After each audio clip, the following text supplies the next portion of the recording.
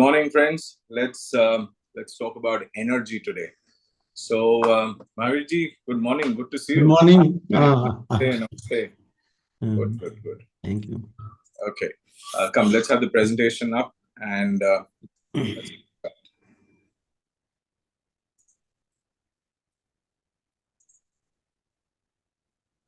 All right.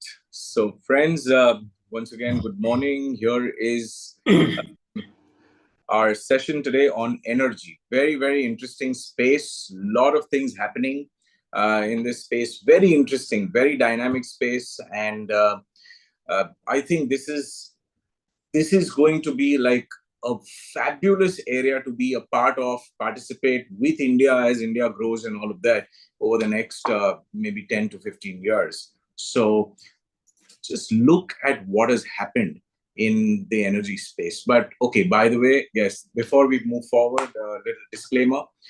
Basically, this entire thing I'm not going to read, but what it says is this is all education, and there's nothing that we discuss here which is supposed to be like an investment advice. All right, so let's dive in straight away. So here's a little snapshot of what has happened in the last year or so in terms of the energy as a sector.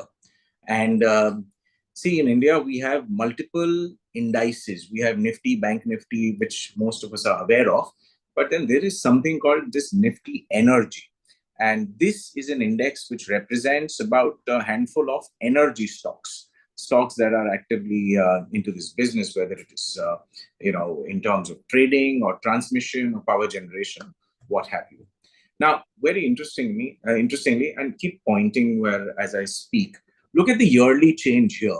So in the last 1 year, this sector has done about 79%, as you can see. This is data which is about 2 or 3 days old, but doesn't matter. It's only better in the last 2 3 days. But in the last 1 year, there's an 80%.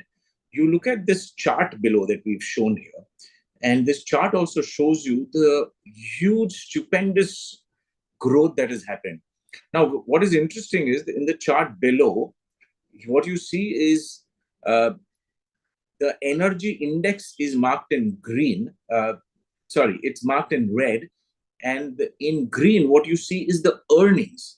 So what I want to bring your attention to is that the earnings that were approximately at about 1,600 have gone up to as much as about 3,200. It's doubled more or less, right?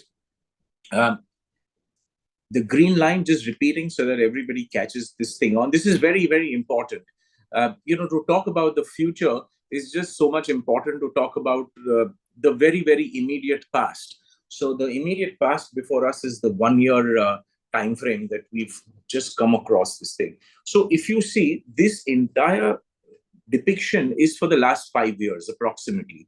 It's from 2019 May till about Jan of 24. Okay.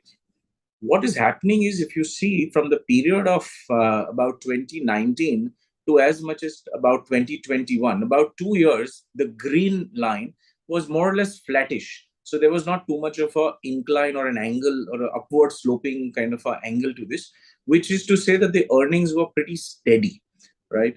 But something dramatically changed in Jan of 21, which is 3 years back, and there was a huge spike. The earnings went from almost 800 levels. Can you follow with your cursor? Yeah, about there. That's 1,200. 800 is a little below around Jan 21. If you can just bring the cursor there so that everyone can follow what we're talking about. Yeah, from there from about 1,000 odd rupees, it's gone up all the way. And if you go to now May 22, all the way it went to about 2,000. So the earnings doubled. So in that zone. So their earnings doubled once between 21 and 22, and then a bit of a flat or a bit of a sideways period. And again, the earnings took off from Jan 23, and the earnings have doubled. So in the last 3 years, effectively, the earnings of the energy sector companies has gone up 4 times. 4 times, that's a stupendous amount of growth. There's a lot of growth happening in energy. But question is why. You see, why has the earnings doubled, or why has the index doubled? The stocks have tripled and quadrupled and more. But why is all this happening? All right.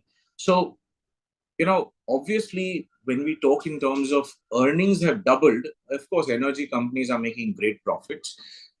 Today, by statistics that are available, India is the third largest energy market. It's the fastest growing one.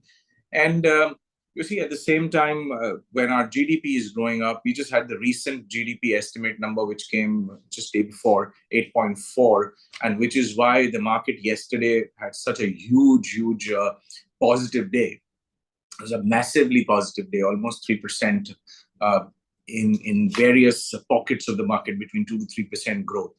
So what's also happening is there is a massive government policy, and the government says that this is like a multi-decade Atmanirbhar strategy, basically a strategy to make the Indian citizen, the Indian household, the Indian industrialist, and to the extent possible, everybody becomes self-sufficient in energy, and which is why these earnings are doubling. But the why still sort of prevails in my mind, and I'm going to come and make a case out of it shortly. But stay with us. So far, on the top of it, we can see that the index has grown, companies have doubled, tripled, quadrupled.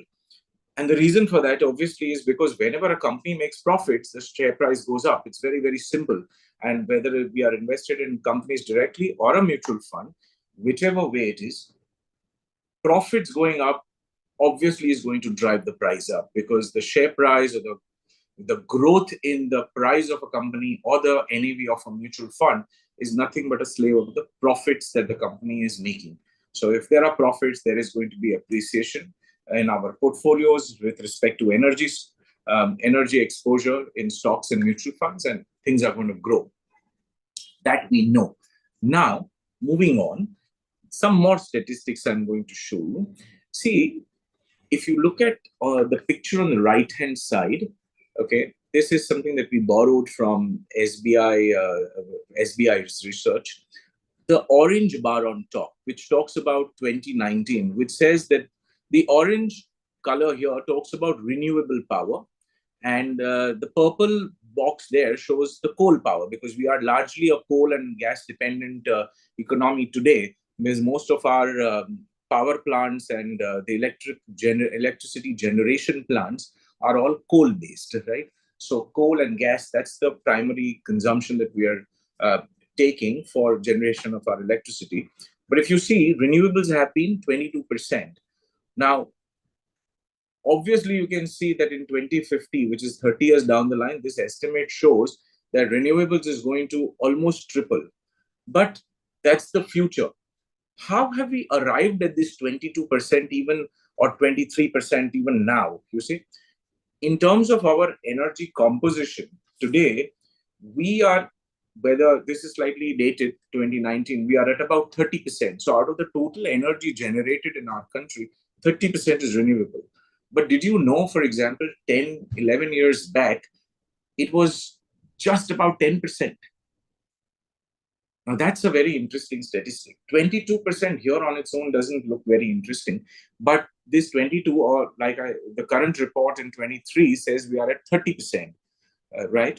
So 30% of the total electricity production in India today is from renewable power.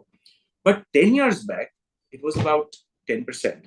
And the major growth that has happened in the last 4 to 5 years, and which you also saw on that chart where we demonstrated that the earnings have been doubling, of course, because the energy companies have been getting so much of orders and so much of renewable energy is getting manufactured in India. So that growth has been stupendous. And this is only projected that as we move along, it will go higher and higher. Maybe by 2050, we'll be 68%, or maybe we might be even much more. So that's the demand. That's the amount of power through renewable energy that is needed. See, today, we are much better than what we were 20 years ago in terms of electrification of the country. Electricity was available everywhere. But now, this electricity is more shifting towards the renewable sources. And basically, what is renewable? the wind energy, green energy, the hydrogen energy, solar energy, etc. So these are different natural sources of energy production versus the coal and the gas, which were more polluting in nature in that sense. So the shift is happening, and the shift has stupendous demand. So we can see that going forward, this demand is going to stay intact, and this is only going to move forward, right? Some more statistics, okay, for you. Um, I'm not going to go through each one of them, but uh, the more notable ones are the first one, which says that India by 2070 will become net zero. I will speak about net zero in just a moment. Basically, what that means, just for someone who is not well aware or well versed with this. Then, the third thing, that by 2030, India will meet 50% of its energy requirement from renewable. So think about it. In terms of the energy sector, okay, what is happening here? The production is higher, the demand is higher. Government is also telling us that we need to produce so much more electricity and through the renewable route. And this is not only an India specific activity. This is actually like a global trend. It's happening all across the world, right? Even if you look at the world today, about 10 years back, it was about 4% or less than 5% in terms of energy that was being used from renewable resources. Today, it's almost like 40-50%. So across the world, the whole shift is happening towards more and more renewable. So why is the world focusing on renewable? See, think about it this way. This is not like a new drug that a pharmaceutical industry has manufactured and it can cure a certain illness, certain ailment, and which is why it's so much in demand. Or this is not some sort of a new mobile technology.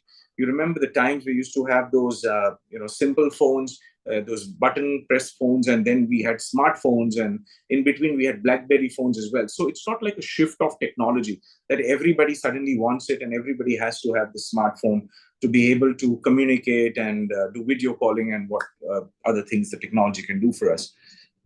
It's not that, right? So energy is not really an industry that has suddenly come to light. It's not even a cyclical industry that this phase was down and this phase is now coming back. So, the demand for energy services have gone up again. That's not what it is. It is that the whole world is, focusing on let's go renewable and let's do wind, let's do solar, let's do hydraulic and all of that, hydro energy and all of that. So the point is, why is there so much of focus for energy? See, this is important to understand. And why this is important to understand is because if there is focus on energy, which the whole world is doing, there must be something deeper. It's not just suddenly one day all the world leaders got together and they felt, oh, let's just dump coal aside. Let's sort of, oil is depleting around the world. So that's also one of the reasons that let's look for alternative sources. But suddenly, why so much of focus in the last decade? Because there's something dramatic which is happening in the last, or which has happened in the last decade, And I've spoken about this thing in our session on G20 a few months back, but it's well worth just sort of revising what we spoke of. So again, very simple. I'm going to now just deviate a little bit into science, okay? So energy was one thing. We've established that it's grown beautifully. There is enough demand going forward. And why? The answer is actually global warming. But the governments of the world, including ours, they can't talk in terms of these scientific concepts because they might be very difficult to understand, but we are a different audience, right? So we'll talk about this. So global warming and the issues that this global warming can bring about, and which is why there's so much of focus on energy. Because like I said, it's not a cyclical industry. It's not an industry whose time has suddenly come. It's a necessity. Why? Global warming. We've all heard about it, but very simple. Okay, when you have an air conditioning running in your house, you have an indoor unit, you have an outdoor unit. If you have a window AC, it's a single unit, but obviously the cool air is being thrown inside your room. But if you figured and went outside the room where the split unit, the outdoor unit was kept, or if you are just standing behind the single unit, you would see there is a lot of warm air that is being blown around the outdoor unit. So what is happening is, this is a very simple example to understand global warming. So to be able to bring the temperature down in the room that we are living, to make ourselves comfortable, we are consuming electricity, which is running an air conditioner. And the science behind an air conditioner is it gives you cool air inside, but outside, uh, the air is warm. In fact, it's warming the air outside. So what's happening in terms of technology, it is sucking in the air from outside, cooling it, and giving you the benefit of cool air inside in your room or in your office, wherever it is. But outside, it is actually throwing out the hot air. And that hot air is obviously making that environment around that outdoor unit warm. Now, whether it's a balcony or whether it's your veranda or whether it's out in the open, that little environment is becoming warm. And this is happening. Now think about it. We are using our air conditioners. The entire building is using, thousands and millions of people are using air conditioners. All the warm air is going where? Into the atmosphere.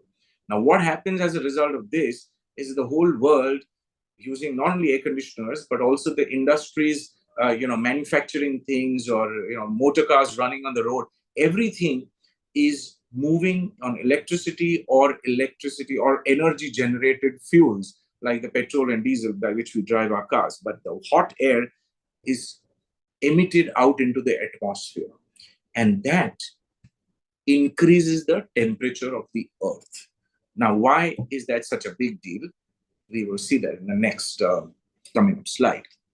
So what's happening here is that currently there's a body called NOAA, National Oceanic and Atmospheric Administration. They have a report which says that the global temperature of Earth, surface temperature, is about, NASA also says that, is about 15 degrees, right? Now, look at that place where we made a little mark. That 2023 was the warmest year. That was one.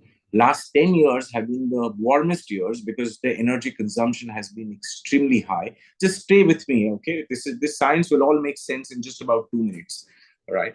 Now, what has happened is the chart that you see on the right is that this is like a massive chart from 1880 to about 2020. So that's actually 140 years in front of you. So in the first about 100 years or so, the energy consumption and the surface temperature was not so much about the mean or the average. But if you see the red bars on the right, as time has passed between the last 40 years, the average increase or the difference from the average temperature has been much, much higher. Okay. This will make more sense as I move to the next little picture for you. So the current temperature, like I was saying, NASA says is 15 degrees. Now, why is this 1%, 1 degree or 2 degree sort of important? So it says here that if the temperature goes up by 1.5 degrees, the Earth's temperature, okay, there are extreme weather events that follow. There's risk to marine and terrestrial ecosystems, human health, well-being. So extreme weather events means, there's like crazy amount of floods. There is cloudbursts happening somewhere. There's volcanoes happening somewhere. I mean, weather just goes extremely crazy in terms of because of this increase in temperature. Now, scientists understand that 2%, 3%, I mean, 3%, they're saying it's like catastrophical points of no return, melting of ice sheets at a super fast speed. Imagine the entire rainforest drying out. There's so much of flooding that happens. Water becomes salty. Typically, on the surface of the earth, we have about, I have read somewhere, I'm told is about 2 to 3% of water is potable water, drinkable water. Rest of it is non-drinkable. But imagine, even if that 2 or 3% water becomes salty, what happens?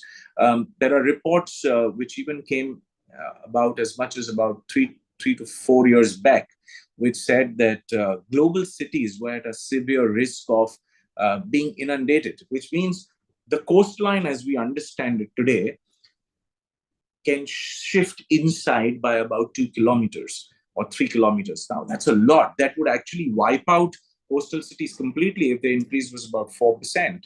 And by 6% increase, this will eliminate life on Earth. I mean, it's really sad and crazy. But can you imagine? Uh, you know, See, now the government can't talk about all these things, right? The government can't tell you that we are in a catastrophic situation. The temperature has already risen by 1.5%. There's so much of heating happening that you guys are going to die of pollution. The air quality is going to be really bad. You're going to have all sorts of respiratory issues. Your children and your daughters will have issues in terms of their reproductive organs getting affected, and they will not be able to bear children as as they sort of grow and as the world moves on, as they get settled in their lives, etc., etc. There are so many complex problems. Cancer will multiply. They can't tell you all these things, right? Because they can't tell you all these things, they have to tell you these things in a nicer way. That let's go renewable. This is clean energy. This is a better idea. Of course, they will tell us things like, this reduces the pollution. This makes the environment better to live. This is more environment and eco-friendly. Then on the other side, oil is depleting. The stocks of the oil-producing countries are depleting. So we don't have a choice. We have to go somewhere else.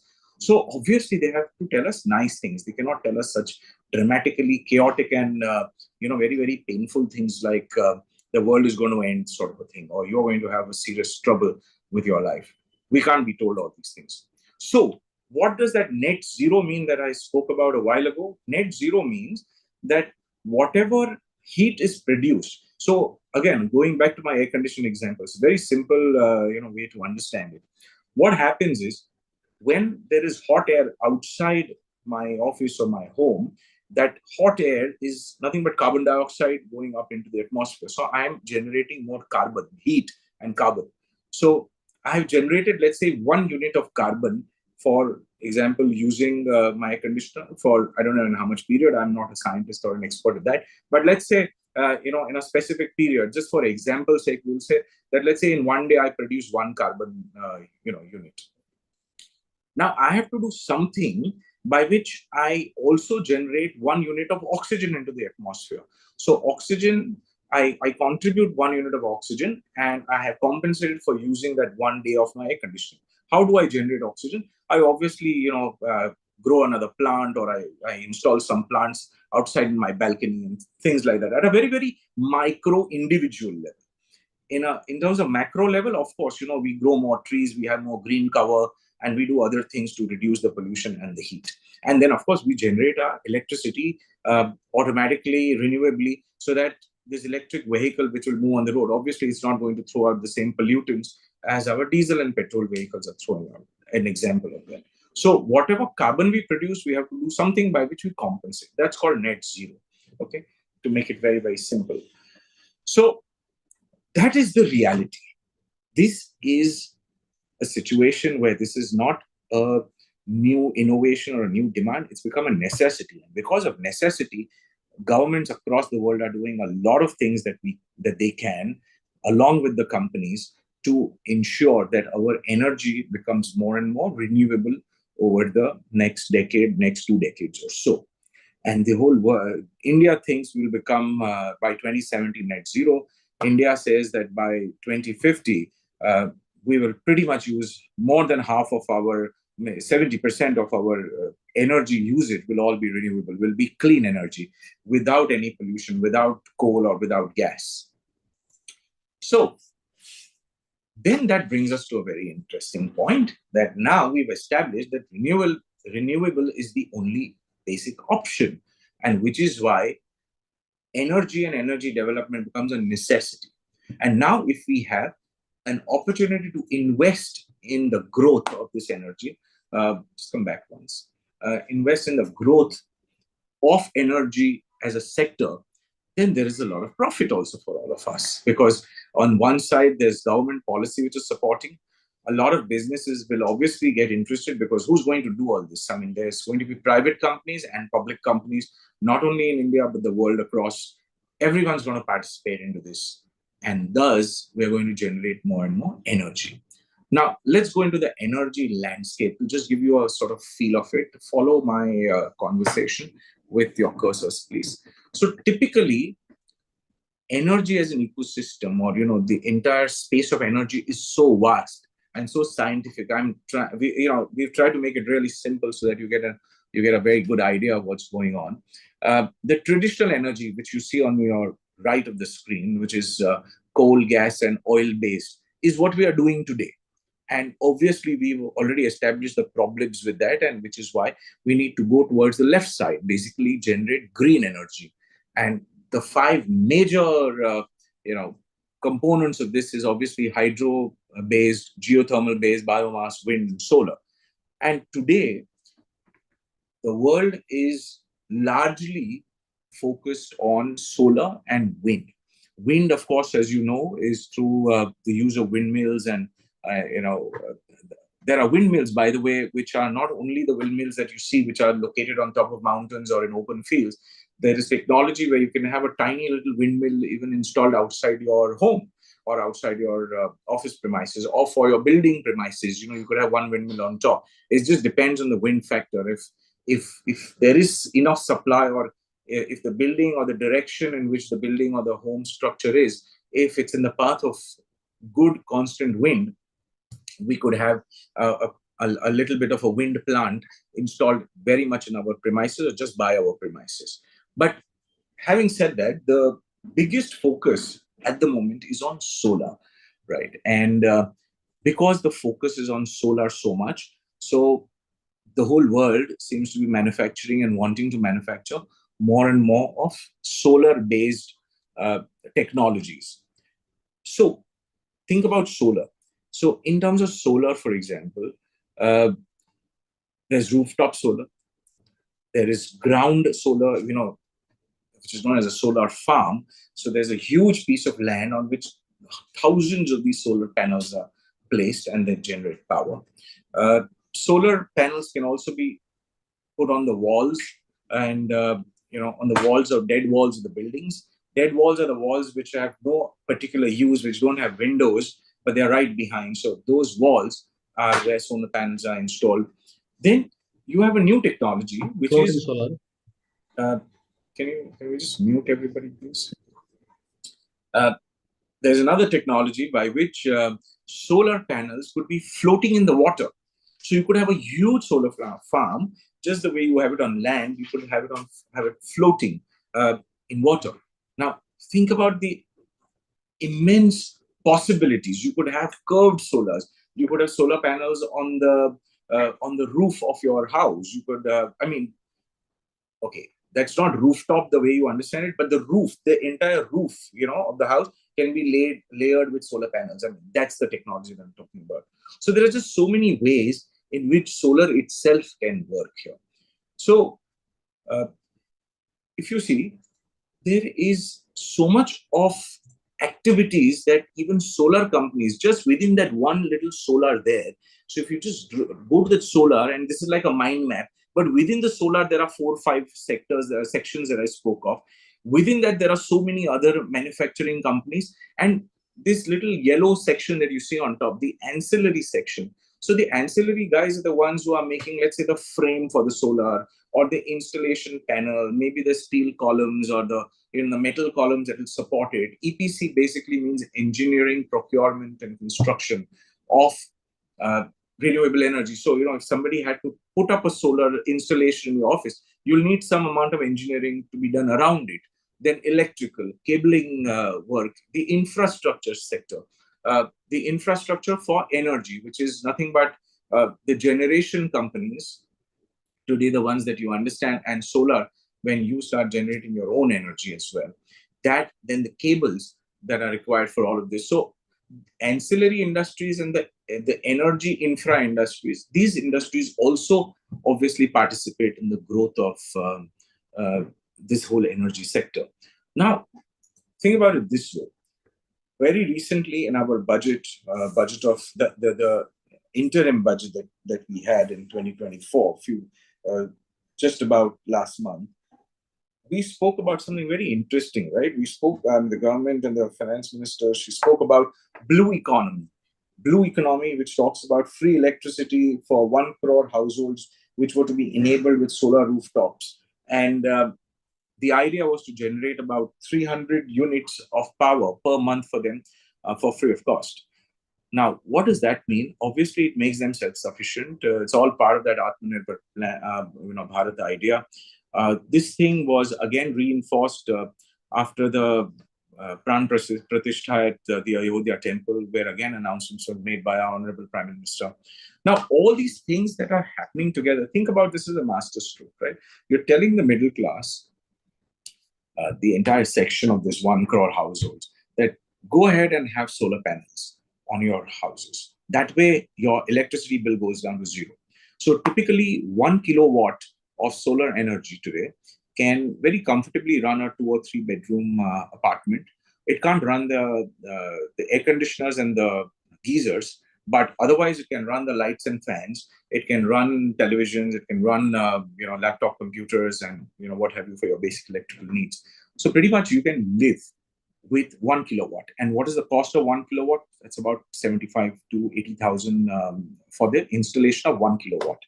Now, if you're a larger household, you need more power, you need to run more complex devices like air conditioners and geysers, you need much more. Say you need 5 kilowatts. But then the 5 kilowatt cost is not 5 kilowatts multiplied by that 80,000. It reduces. So 5 kilowatts by about multiplied by about 50, 60,000. So cost sort of reduces there, which means it's not a very expensive sort of a proposition if you think about it that way, because the benefit that you're going to have is that you're going to have electricity generation pretty much for lifetime, happening free of cost. Of course, there's a maintenance cost to that, but which is again not prohibitive. And if this is no option sort of a situation, it's not an option. Let me try and get my energy through renewable. It's not an option. It's a necessity. You will have to move to this. In some way, people like us who are living not in independent houses, but in high rises and apartment blocks, we will also have to figure out some method by which we get more and more renewable.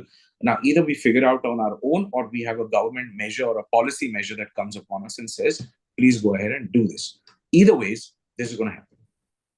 But there's something very interesting also. Now, when you start generating solar energy, when you have this little plant on top of your house or on your roof or wherever, there might be that much energy that you will consume. There could also be more energy that you're not consuming. Now, the sun is not going to stop shining, right? The sun is going to keep shining so that it keeps generating electricity. So there's a beautiful thing that happens here. The excess electricity goes back into the distribution system. And because it goes back into the distribution system, for this large middle class of the low middle class of the country, there's also this thought that they will not only save about 10 or 20,000 rupees for the year in their energy bills, but they might actually earn money, because the excess electricity that they are generating, which they're supplying into the transmission grid, is also going to earn them some money. So think about it. I mean, it's like a masterstroke, fabulous, sort of an idea. And we've actually seen the execution capability of this government. They are not only talking about it, but they are walking the talk. They are doing it. They are making sure things happen. Now, based on this, there's this one last very, very interesting point which we want to also highlight to you on. So today we know that the Gulf region is the largest producer of oil across the world, right? They pretty much OPEC, or oil and petroleum exporting countries, they pretty much control what the oil price would be and how many barrels of oil would be explored in a particular day, in a particular week and month. And they pretty much control the whole market. So what you see here is that Saudi Aramco, which is the oil company of Saudi Arabia, is larger than our entire energy portfolio of companies in India. So the energy index is comprised of all these 10 odd companies that you see here in front of your screen. So whether it's a Reliance or an ONGC or a Tata Power, all these things together in terms of their market cap, or in terms of their, let's say very simply put, their net worth, okay, are, even if you combine all of them, we are just about 1/5 of Saudi Arabia. Now, it almost seems, and why this opportunity for India seems to be really, really large, is because India is being now seen as the Saudi Arabia of new energy. It's an amazing thought. It's kind of a little insane also to believe something like that. But you know what that means? See, today, OPEC, oil producing and exporting countries, They are the ones who are supplying energy to the whole world. So if India becomes the Saudi Arabia of new energy, it basically means to say that are we as a country, is India going to supply energy to the whole world? Are we going to export energy? And the answer is surprisingly yes. And the government is talking about it, that maybe by 2026, 27, we might actually see initiation of this activities happening. Because if by 2030, if we are going to start using 50 to 70% of our entire energy consumption is going to be renewable, we will have excess. And we are very well poised. You see, we are very well placed for that. So with all these solar technology that I spoke of, and see, we are going back again and again to solar, right? Because that's the only thing which is right now established in front of us as a very powerful source of renewable power. And so is wind, but solar is the largest one, and we have a lot of companies who are already operating in this solar energy space. So we have the biggest precedence of, or the biggest example is essentially that. Now we will start exporting. What does that mean? That we will produce so much. And why will we produce so much? Because we have a natural advantage, it seems. We are right in the center of the earth. I mean, we are, between, let's say, we're very close to the equator, let's put it that way. So, and Tropic of Cancer passes through India. But basically, the position of India is such that it gets a lot of sunshine throughout the year. So, right from the northern states of India to the southern states, there is a lot of sunshine. Okay, so we are not like the Scandinavian countries which actually get very little sunlight, and when they get a lot of it. So we're not in that space. We are in a constant sunshine situation. So we are a tropical country. So that is a powerfully advantageous factor for us. Not only that, the fact that we have such a large coastline, so we can have a lot of hydropower. We have waterways, we have rivers across the country, so hydropower can be equally powerful. Then we have wind power, because see, I mean, because of this huge coastline and sea on the three sides on the lower half of India, okay, we have uninterrupted wind supply, which means if we have to generate renewable energy through wind power, we can do that as well. So because of all these factors, it is estimated, it is projected, it looks extremely lofty, but I think it's quite possible as well that something like that might actually happen, and we might become an exporting country for new energy, and think about what it can do to our future and then in that case. So, I mean, it's a very exciting space. There's a little bit of science that was there, and there's a lot of information that's there in this energy sector. We're trying to bring it in a little bit of a capsule by which we could explain to you why there is a huge opportunity that we all should be invested in energy. And that's why, this whole session, which was a focus for energy.